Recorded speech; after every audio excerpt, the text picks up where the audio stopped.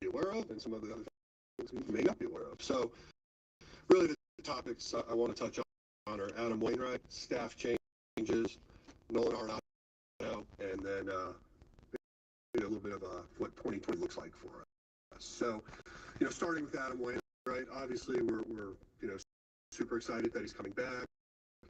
I think some of you understood that he did have interest in pitching again. He and I started talking about this, early September. Obviously, the September didn't go as the way he really wanted it to, but we really do feel like there's something left in that tank, and we all know how competitive he is. We know how special he is in that clubhouse and what he means to this organization. So, just glad we were able to get it done. I think he can have a normal off season. I spoke with him this morning. He's excited. He's energized, and obviously, you think about how we look at our roster next year. You're always going to be needing pitching, and so having him come back is certainly helpful for all of us. Now, staff changes. I'm sure you're all aware. Skip Schumacher is now the manager of the Marlins, so that's going to create a hole at bench coach. Jeff Albert has chosen not to return. Mike Maddox will be stepping down. He's not retiring. He was not fired. He wants to do something different. He wants to do something at a different pace. Brian Everskirt will be reassigned within the organization and will work as a special assistant. So clearly, we have a lot of openings for, to be exact, bench coach, pitching coach, bullpen coach, and hitting coach. So what's next steps? Next steps are, obviously, we're going to put together a list of candidates who we think can fill that. We will look internally and we'll look externally. We know we have qualified people within the organization, but we also want to make sure we're addressing all our needs. And so, we've been aware of this for a little bit. But we've done some preliminary work on it, but clearly there's more to do. And so we'll keep you up to date as that process unfolds. Nolan Arenado. You're aware he has an out clause. His contract. I went out and met with him on Monday just to discuss the situation, and I'm very hopeful there's some resolution here shortly. And finally, the 2023 roster. We know there's work to do. We know we have to do some things to improve our club. We didn't finish the year like we wanted to, but there was a lot to be excited about in 2022. But we have to turn the page. We've got to move on. There's obviously some obvious needs. We're going to have to address the catcher. Have to look at how we want to augment our offense. And then also, as I mentioned earlier, you're always in need of pitching. So, that'll be our focus as we enter the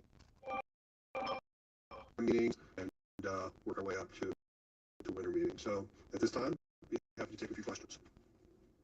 Well, we brought Jeff Albert in to develop an organizational philosophy.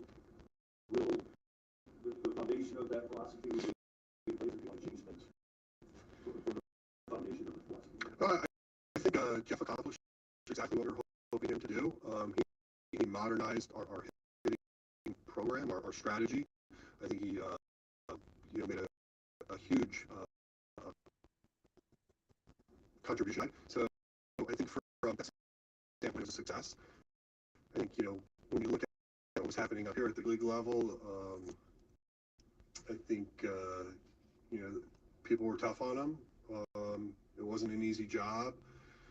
Our offense was good this year, though. I mean, you compare it to the league, and it was good. And so, I was hopeful he would come back, but I think for personal reasons and just wanting maybe to try something different is really why we are where we are. But I thought the combination of him and Turner were were good. It was good. I think like having the different voices allowed players places to seek advice, and so that standpoint. So as I look to the future, I can imagine that we're going to try to find something that resembles a little bit how Jeff thought, and hopefully we can address that need moving forward. How would you characterize the talk with Noah? Is there potential for a reworking of the steel there? I would just say that I'm optimistic that this will have a positive resolution, and like I said, I hope that's something that we get some news on sooner rather than later. 5 days after the World Series. Mm-hmm. Both Albert's and Maddox's contracts up. Correct. Well, what are some of the personality, or I guess, personality traits or expertise that you'd like to find in a pitching? What are some of the things that you would like to do with that? And we have all be in what do that? A little bit. I think one thing you learn along the way. I think clearly going in and running before you walk can sometimes be dangerous. We sort of learned a little bit of those pitfalls, but look, I do think like on staff right now we have Dusty, who is very progressive in his thinking. So we already have incorporated some modernization of that, and then when you lose somebody like a Mike Maddox, you right away realize you lose that wisdom, that experience, and so trying to find that right balance on what that really team looks like moving forward is something that we're going to have to try to address. Yes, it's possible. Yeah.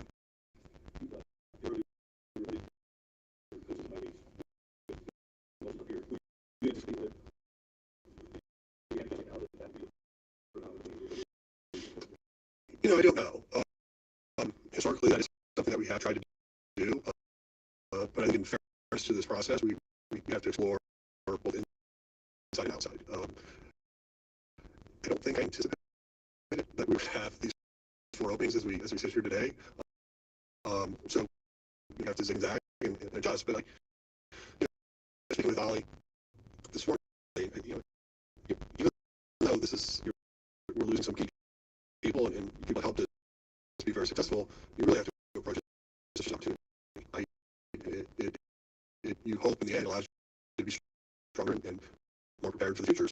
So that's what we're going to have to think about it.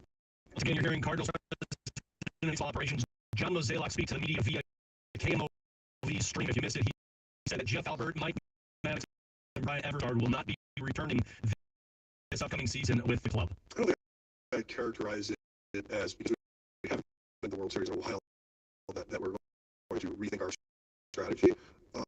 I think we always go into the offseason understanding like what our urgency should be. It might not be the same as yours or maybe public perception, but we know that we had a successful season. We know we did not have a successful October, and I think we all as fans realize no matter how well you play in a season, there's no guarantees you're going to have a successful October. So we'll certainly try to address the club, try to improve it wherever we can, and hopefully we get all that success. I think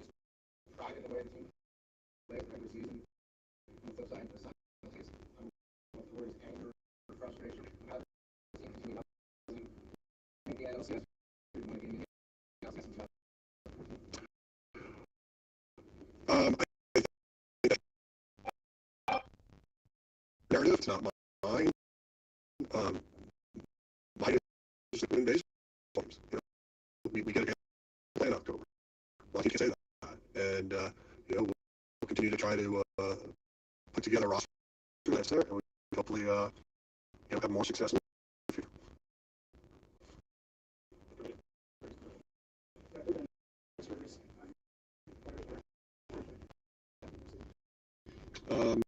Not that I'm aware of.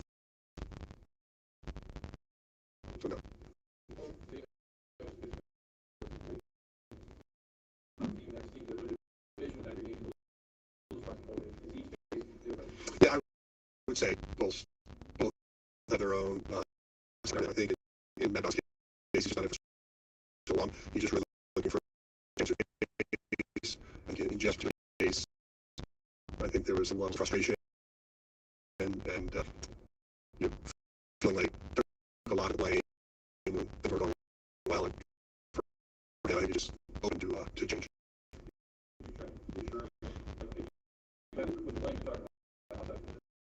Yeah, like again, I was prepared to offer him a contract, but before I even got that out of my mouth, he had told me he wasn't coming back. I don't know.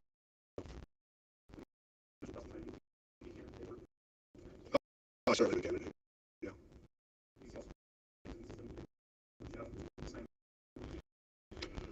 Don't want to get into like all the names, but as I said earlier, I do feel like we have internal options.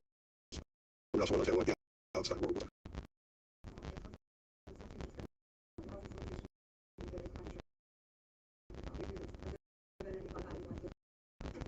There's been a lot of discussion on what might also made any firm decisions on what that looks like, but obviously not having Yachty running our catching program and return training, there could be a need for that.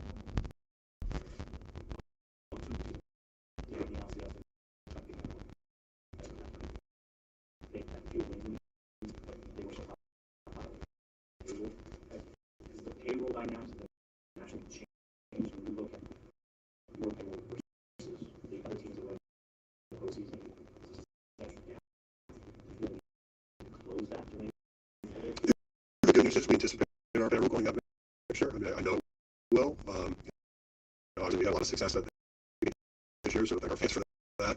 So, you get past the pandemic and where we are today, we're definitely one of the few clubs that, from a attendance standpoint, got close to pre-pandemic numbers. And so, yeah, I definitely know that our payroll will go up. Changing next year.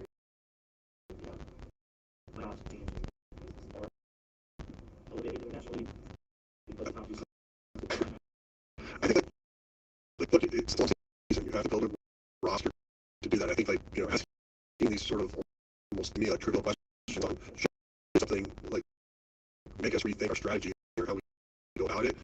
We probably talk about things all the time, but we know what we can do. We're capable of doing it. We're still going to be pipeline driven organization. We're still going to try to drive well. And if you do those things, we think we continue to have the success we've had.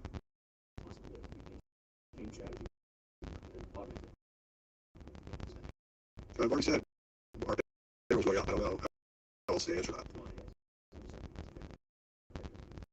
That's a fact. Payroll's going up.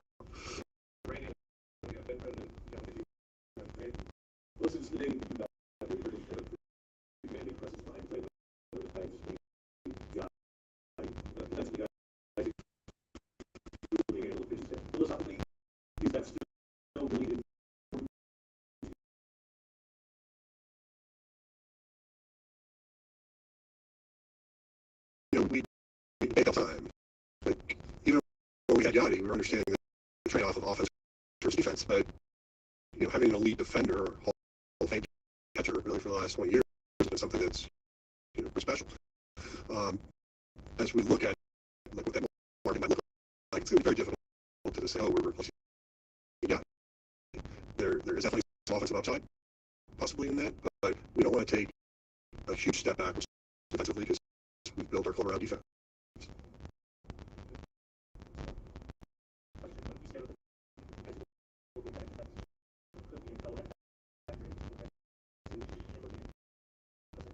I think kids did a nice job, but when you're looking at like an everyday catcher, you're hoping you can find more there. Herrera, a young guy who got experience at the big leagues this year, but I still think there's some development that needs to happen. And he's a little bit of a different style in the sense of swings that really well down at AAA. When he came up here, we weren't seeing that off as a production. So I think there's a maturity curve there that has happened. Still bullish on him, but not sure you can just say it's pencil to win. I think there's more opportunity out there.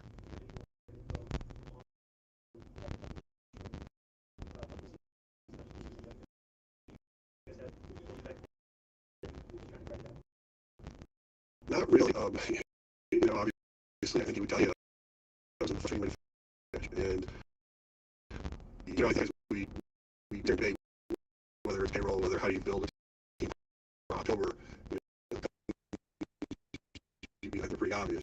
Better players to be playing well, and you always need somebody that you expect to step up. And, anybody that was, sort of a part of our 06 team can remember side stories of people doing that. Ice Bezio and think of 11 with David Freese, and you're looking at current teams right now that are competing for the World Series, and you're seeing how they got hot. And so, look, when you really take a minute to unpack 2022, we played September flat, we went into October flat, and we got eliminated. And that's reality. And now, I don't think we have to rethink how we build a club, but what can we do differently to either create more depth or breadth of that lineup, and subsequently how to try to avoid those pitfalls.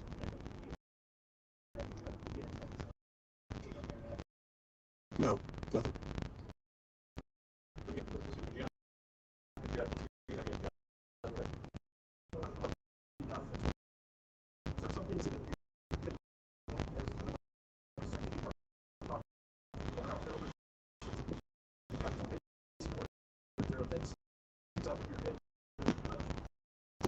Obviously, as we're losing our goals, right, to retire, and you look at his season.